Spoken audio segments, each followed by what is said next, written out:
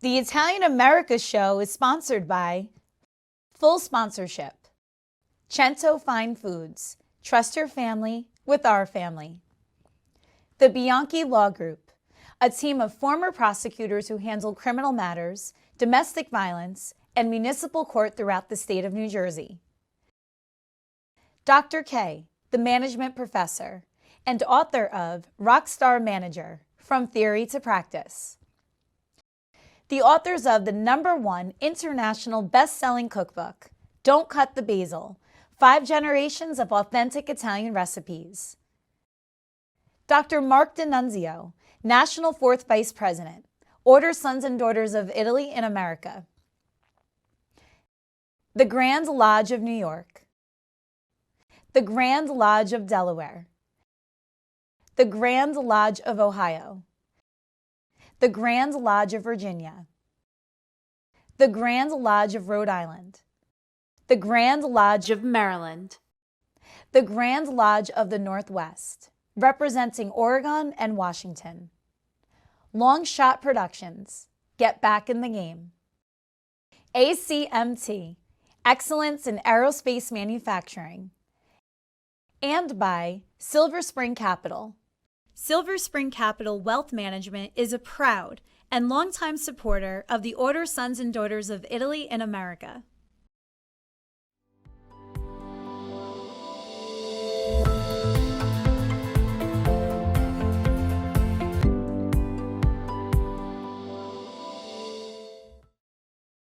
I am Mark D'Annunzio, calling in from Pensacola Beach, Florida.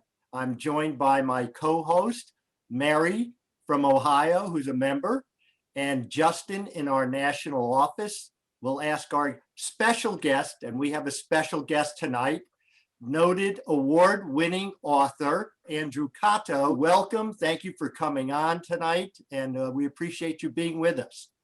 Thank you, Mark, for having me, and Mary and Justin. It's really an honor. Why don't you, you have a book coming out. Why don't you, let's first talk about the book that you have coming out, and then we'll delve into other matters. I have a book coming out on March 25th. It's called Cucina Romana, Another Italian Adventure. And it is a sequel to a novel called Cucina Tipica, an Italian adventure. So I have officially now an Italian adventure series, which I'm really proud of. And the book follows the path of our protagonist, who in the previous book, Cucina Tipica, arrived in Italy on holiday and decided that he never wanted to leave. And what followed was his attempts to remain in Italy forever. And it's called a food-filled, wine-soaked adventure. Though I always have to make a little note about that adventure part. It's not like the Da Vinci Code adventure. They're not chasing scrolls or down alleys. They're like chasing meals. Really good meals. And also some ancestry. The meals take the preference for sure. It's a spoiler alert because he obviously gets to stay there because there's a sequel. In Cucina Romana, the character ends up in Rome on some business affairs, trying to get through the Italian bureaucracy. And another adventure involving ancestry just evolves. So that one, takes place in Rome, split evenly, I guess, between Tuscany and Rome. And it's really just as good as it is. Now, tell me a little bit about the writing process for you, because I've often wondered. Now, do you get an idea? Do you get the whole story in your head and then put it down? Or do you just start off and let the story evolve as you go through? Tell me about it. It's a little bit of both, but probably more the former in that, I need to have some direction before I get going. Getting your butt into a chair every day, without direction is really hard to do. It's probably the thing that stops most writers in their tracks, is that they think they can just sort of sit down and let the magic happen, right? And I don't think it works that way for most of us mortals. I think if you're going to invest in the type of effort and imagination and planning it takes to complete a novel, you need to really have an idea of what you're going to do first. And for me, it always starts with setting. Even before I have characters, I'll have a place. I think setting is the most important character, right? Because the where and when the story takes place obviously has an impact on what happens within that place. It's got to be somewhere, right? So I start with the place where I want to set a story. It's typically been New York City or the areas around New York, and then Italy for these two Italian books. And then I put characters in place. and I know where they're going. I allow some creative freedom to weave its way into the process, but I have a pretty good idea where I'm going before I invest all that time. Understand. Okay, so there's a plan at the outset, so that's a good I mean, idea. I'm not smart enough not to have a plan. So I got to know where I'm going. Right? I can't wing it. Okay, Mary, do you have any questions for Andrew? I do. So last year you appeared as a guest on Cara DeFalco's Cara's Cucina, who was actually a guest on OSDIA Interviews Live. And she Oh. scene from your Cucina Tipica, which inspired one of her recipes. So what was the feeling like not only to write and publish a novel, but to inspire an Italian-American cook to create a new recipe?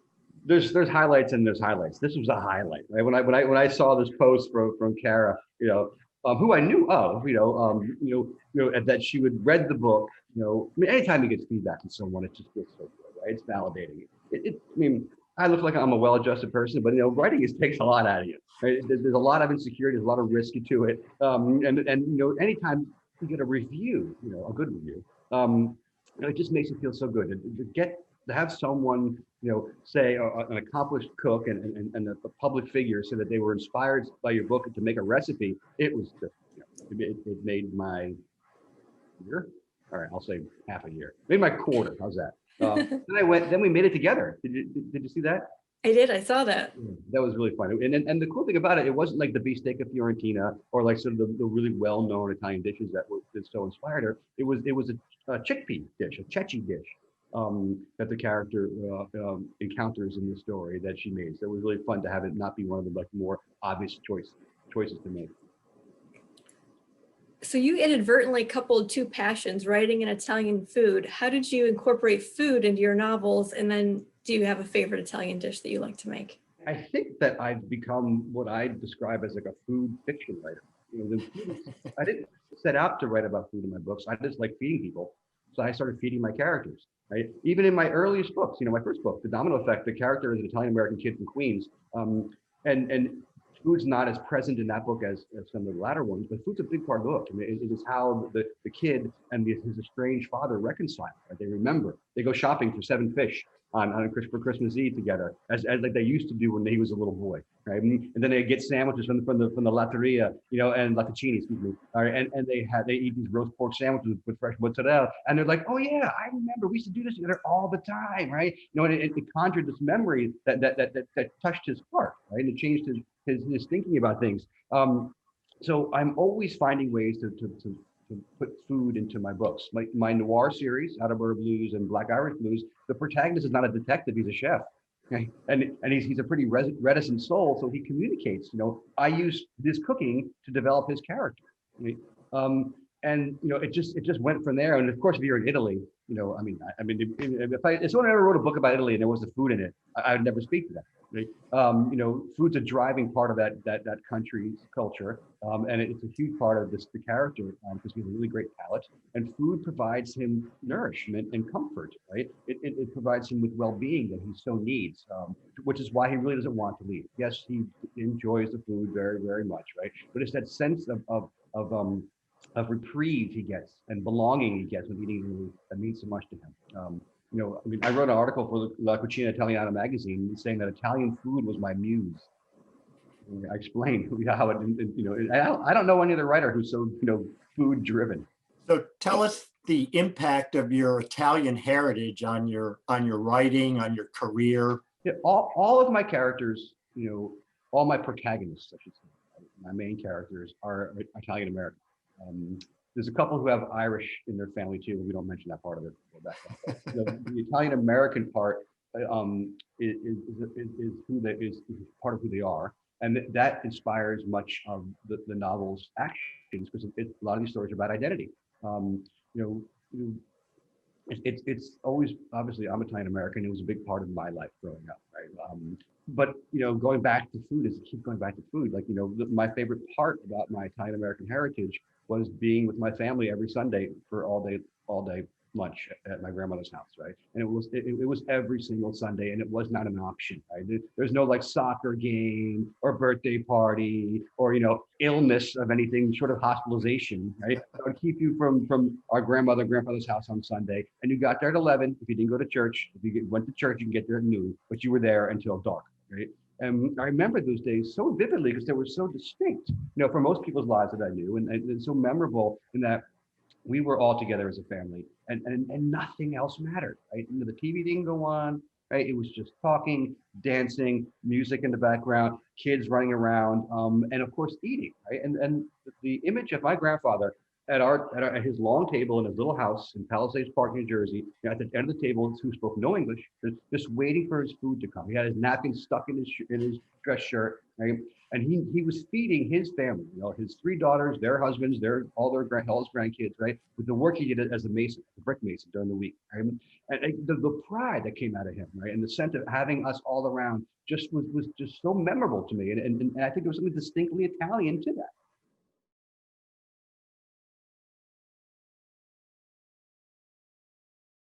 What's the secret to my famous margarita pizza? Fresh basil, fresh mozzarella, and cento. People ask my wife, what's the secret to your bolognese? A little of this, a pinch of that, and cento. Grandma passed on 2 family secrets. Saute, don't fry, and always cook with cento. It's no secret that the best tasting dishes use cento, San Marzano tomatoes imported from Italy, with nothing added, just authentic flavor for authentic Italian cooking. Cento, trust your family with our family. The Sons of Italy Foundation is the philanthropic arm of the Order Sons and Daughters of Italy in America. It was founded in 1959 with the purpose of preserving Italian-American culture, encouraging educational excellence among Italian Americans, and assisting in other areas such as veterans' causes and disaster relief.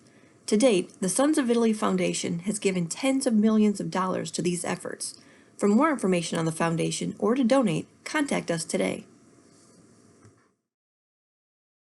I wanted to ask you a question. On the pre-show, we were talking about your time in Italy and how your novels are not necessarily biographical or autobiographical, but there is some truth in your life tied into the book. And I found that really interesting. Can you elaborate on how you maybe made sure you made it back to Italy after just a few hours being on ground there? Sure. I'd never gone to Italy my whole life until I was in my late 20s, and I was there. I did the traditional, first visit thing where you go to Venice, Florence, and Rome. Right?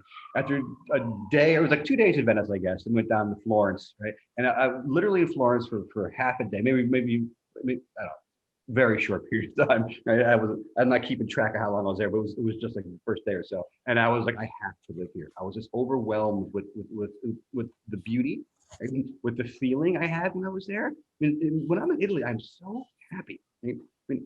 I'm miserable. You can't tell, but I'm happy here in America too. I'm a happy person. But when I was in Italy, there's a sense of serenity that just surrounded me. That I just knew I had to experience for a long period. It was so profound. The experience that had changed my life, in that I came back to New York. I started making plans to quit my job. I started making plans to pursue my dream of being a writer and a teacher. If I hadn't made that trip to Italy, I don't think I would have been so inspired, because I wanted to also have the ability, in that career transition, to go live there, right? So it made sense for me, strategically. Right? I didn't need to be in New York anymore. I was quitting my job, right? So, I went into the hills south of Florence, lived in a barn, wrote my first novel, The Domino Effect, right? And came back to New York and got my master's degree in creative writing and launched my new career. And it was really inspired, almost entirely by the feeling I had the first time I was really immersed in Italy, the country. A few years later, I went back and taught at John Cabot University in Rome for a summer. It was that summer there in 2014 where I felt like I had enough command of Italy as a country to write books that were set there. Right? All the other things I wrote, I might have wrote a book when I was in Italy, but it wasn't set there. And people often say to me, during that period before I started writing novels in Italy, like, when are you going to write your Italian book? When are you going to write your memoir, your Eat, Pray, Love book, right? And my response was like, my book would be like Eat, Drink, Repeat. I don't think anybody wants to see that. It wasn't pretty, right? It wasn't like I was falling in love and running around. It was like, ah, rah, rah, rah, drinking wine and eating, and like it was nothing nothing really romantic about my experience.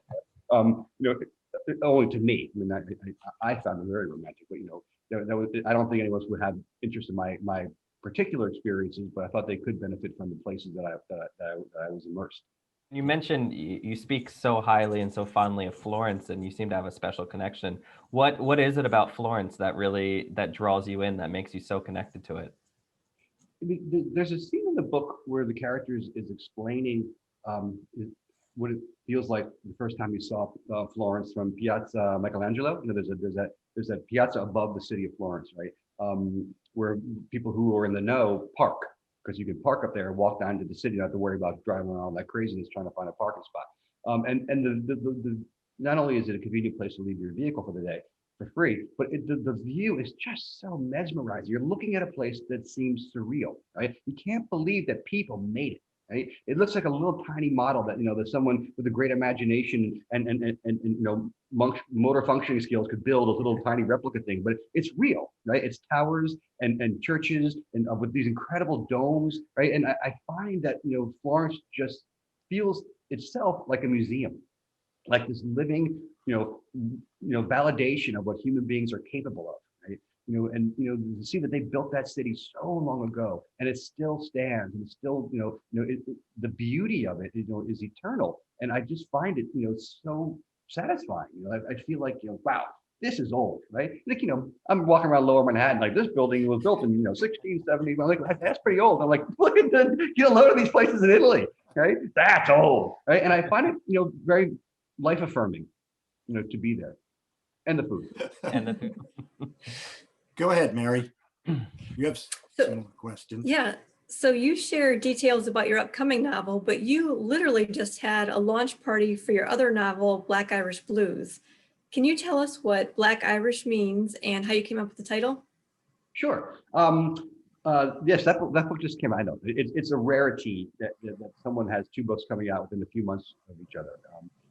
What happened was that I'd written Black Irish Blues, a year or so ago, and it was just slated for publication in December of 2020. Right? It was on the docket.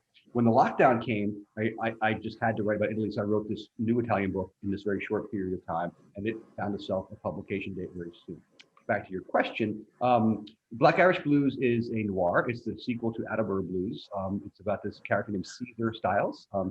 His family suffers from a Sicilian curse because they're the grandmother of their family, reportedly, this is all fiction, came to America not to immigrate and assimilate, she could kill a man. And that they believe, and their family, put a curse on their whole family here in America. And if you look at the things that happens to the family, they might be onto something. It's tough. This is noir, right? It's pretty. But Caesar is a poetic, interesting, soul who loves to cook.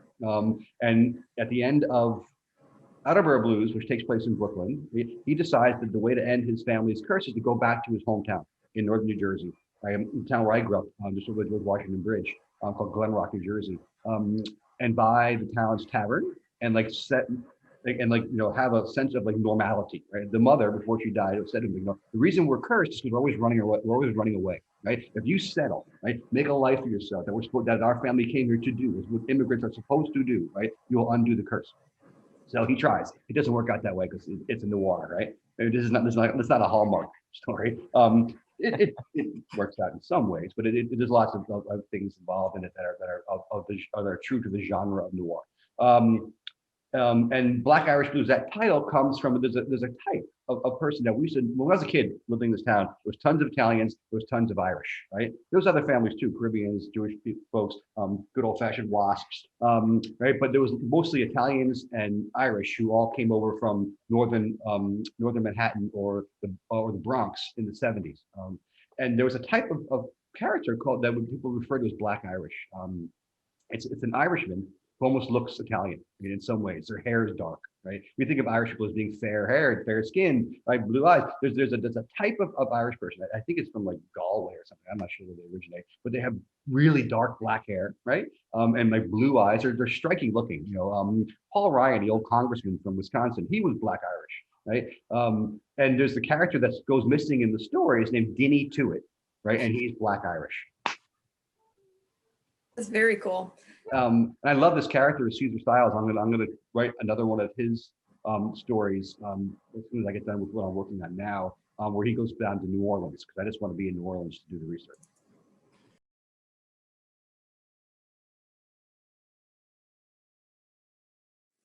The Commission for Social Justice, CSJ, is the anti-defamation and positive image arm of the Order Sons and Daughters of Italy in America. The CSJ conducts campaigns at both community and national levels that support cultural and social issues of importance to Italian Americans, including the preservation of Columbus Day and his legacy. For more information on the CSJ or to donate, contact us today. What's the secret to my famous margarita pizza? Fresh basil, fresh mozzarella, and cento. People ask my wife, what's the secret to your bolognese? A little of this, a pinch of that, and cento. Grandma passed on 2 family secrets. Saute, don't fry, and always cook with cento. It's no secret that the best tasting dishes use cento, San Marzano tomatoes imported from Italy, with nothing added, just authentic flavor for authentic Italian cooking. Cento, trust your family with our family. So talk more about your food articles. You're a frequent contributor to New York Times and a whole bunch of other periodicals. Talk about your food writing and what you feel like when you're writing it. What I've discovered is that, I'm able to write a lot about food for magazines without having to go out and do a bunch of research. Right? There's other articles that you can pitch and get, and land, right, that require a lot of research. And the food stuff I can write without having to do a ton of legwork. So I've been gravitating a lot towards that. A, because we were in a lockdown where I couldn't go necessarily go out in the streets and find a story. But B, because I just find it so satisfying. I knew there was lots of food people out there. There's lots of food enthusiasts, all over the world. But one of the things that's been a pleasant discovery during this lockdown, right, amongst the drudgery, is how many food lovers I've been able to meet. The people that I've found online. I wouldn't be here right now if I was introduced to Mary, right? It's like, and that our connection was through food, right? This network of people who are really into food, and my writing about that is what's introduced me to them, right? And so it's like, the character of Caesar Styles in the blues novels, right? He cooks to communicate with people, right?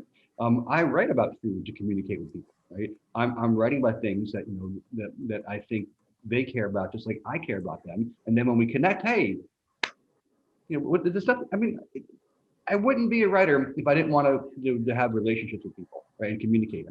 I could keep all the stuff in my drawer if I wanted to, right, and let no one see it, right? But it wouldn't get me out of bed in the morning, right? I sit myself in that chair every day, and it's tough work. It's not always fun, but I do it because I need to communicate. Right? I need to touch people and be part of our universal experience. Tell us about your launch party that's coming up and who your special guest is going to be, who's going to cook for you.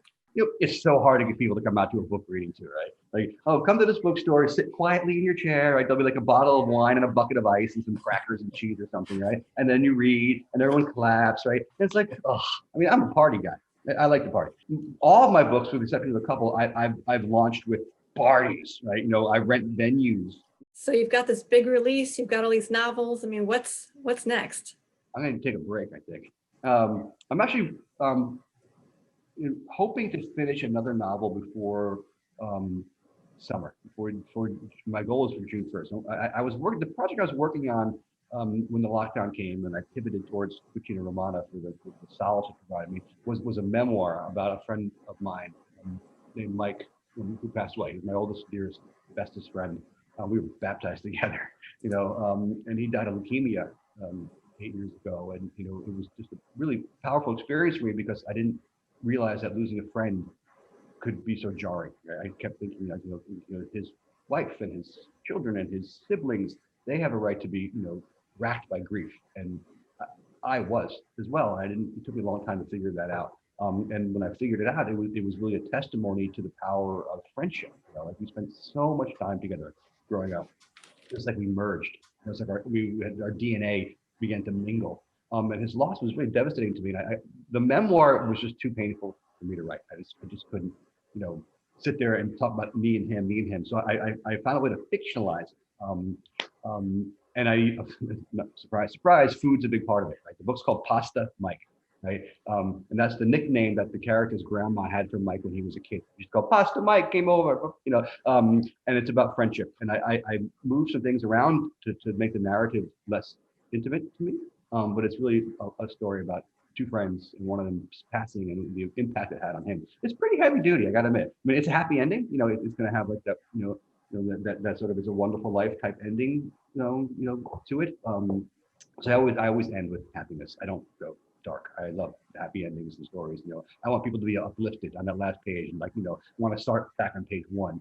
And that's what we're gonna do here. So that's my next project. Then when I finish that, I'm gonna go do a sequel to the Blues series set in New Orleans, which I mentioned before, so I can go down there and research and eat and write a really cool bayou story. And then I'm going to do the last installment in the Cucina series. I'm going to take our characters to the Amalfi Coast, where there'll be the 3rd installment. There might be a trip out to Venice too within that one. But I like 3s in series. I think it's beyond 3. It gets to be a little bit redundant, right? So I'm going to do 3 of each of the Blues, and then the Cucina series, and then I don't know.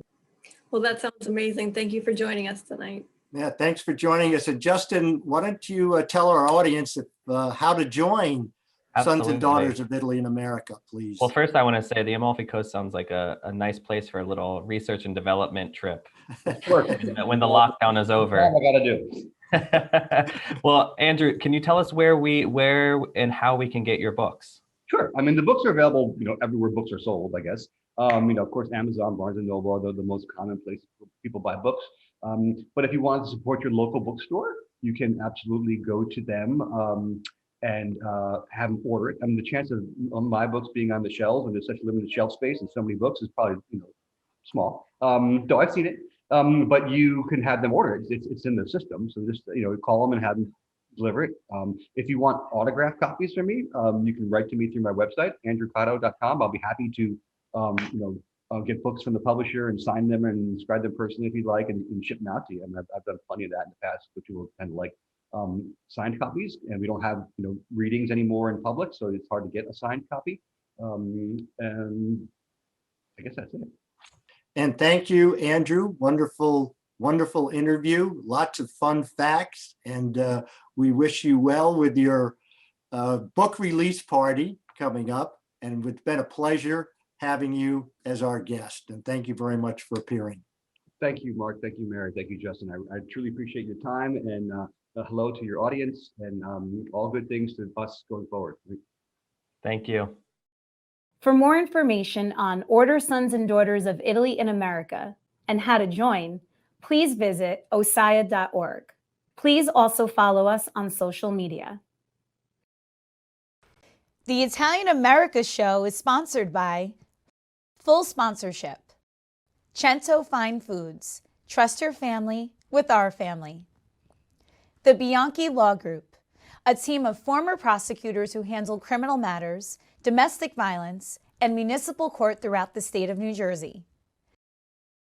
Dr. K, the management professor and author of Rockstar Manager, From Theory to Practice. The authors of the #1 international best-selling cookbook, Don't Cut the Basil, 5 Generations of Authentic Italian Recipes. Dr. Mark D'Annunzio, National 4th Vice President, Order Sons and Daughters of Italy in America. The Grand Lodge of New York. The Grand Lodge of Delaware. The Grand Lodge of Ohio. The Grand Lodge of Virginia. The Grand Lodge of Rhode Island. The Grand Lodge of Maryland. The Grand Lodge of the Northwest, representing Oregon and Washington. Long Shot Productions, get back in the game.